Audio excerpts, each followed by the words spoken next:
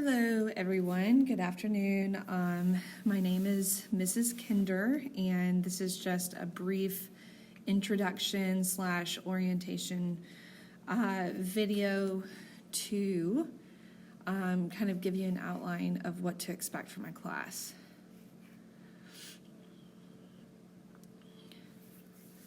All right, so just a little bit about me. I have taught at TCA for 13 years. This is my 13th year. I've taught many different subjects, but for the past 7 years, I've taught exclusively math, and I hold certifications both in math and counseling. I've been married for 12 years.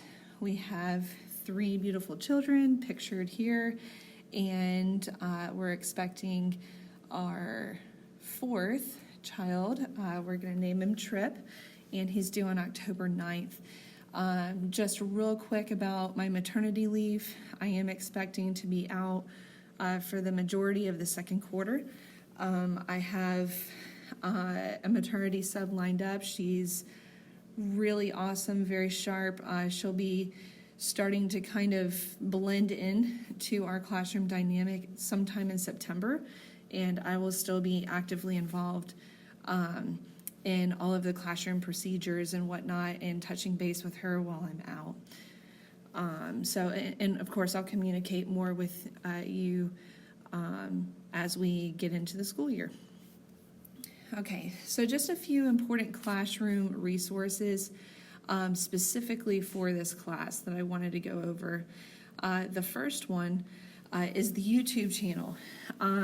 Basically, the way that we teach in classroom in the live classroom is we teach through a program called Doceri, and Doceri allows us, just like I'm recording this video here, it allows us to actually write over our PowerPoints and record our voice as we teach.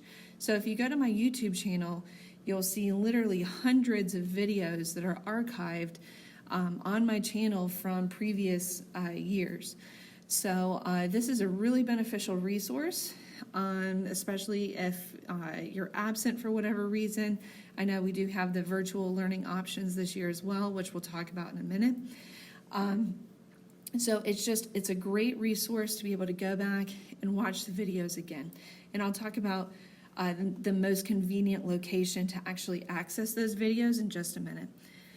The second class resource, and this is going to be used quite a bit this year, is our online textbook. Okay, so I've given you the website, bigideasmath.com, and this is your class code. Okay, and your instructions here. Okay, obviously you can pause the video right here and switch over and go ahead and log into the class if you'd like. But this is also something that we're going to be doing in class on the first day of school. Students will be allowed to use a phone or a tablet in the classroom to do this, or I'll have 2 tablets available as well to pass around. But basically what the online textbook will allow us to do is it's going to allow us to complete homework assignments. So whether the student is in class or attending through the virtual classroom option, we will be doing all of our homework through the Big Ideas portal. And that's to, really aimed to familiarize everyone with this portal, because in the event during the school year, at any point where a student has to go to a virtual option, whether it's for a couple days or a couple weeks or whatnot, we'll be using the Big Ideas assignments to complete basically the same assignment that they would be completing in class. So it's important that everybody's familiar with it. There's also a lot of other great resources available through the website, whether it's just fun little games or extra practice. There's an ebook also that they can access through the website. So if they don't want to take their book home, that's an option as well. So the online textbook, I have to have 100% participation from every student. Every student must have a login, username, and password starting the first week of school. Okay, so now let's just talk about week 1. I know that we're all kind of eagerly anticipating this first week of school and what it's going to look like. It's going to be a slower start than what we would normally see, just because there's quite a bit of training that we kind of all need to work through. So the content-wise, as far as actual lessons, it's going to be on the lighter side. So of course, day 1, we're going to be getting to know each other. Hey guys, this is the rundown of class expectations and behavior and whatnot. We've been told not to hand out textbooks on day 1, so those will be distributed on Tuesday, just because of locker setups and whatnot on the first day of school. So you can expect those textbooks to be handed out on Tuesday. Like I just said, student logins for Big Ideas, we'll do that together on the first day of school. And then I have assigned 2 homework assignments. You should see those in your Google Classroom classwork. My plan is to complete those together in class, and again, to kind of train everybody on this is how you get logged into Big Ideas to complete your homework, and this is what I expect. There's some Google Classroom training throughout the week in the different subjects that we're going to be just training the students on and basically getting everybody familiar with Google Classroom. So the last thing would be the supply check. In your resources in your Google Classroom, you'll see that I've attached a syllabus with just procedures, expectations, and there's a supply list in there as well.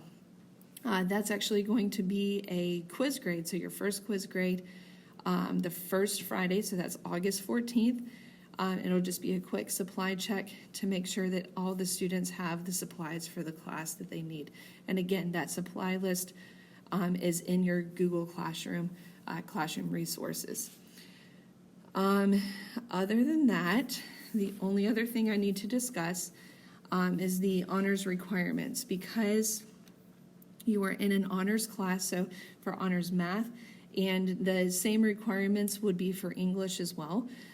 These requirements are the same across all of the departments that have an honors track.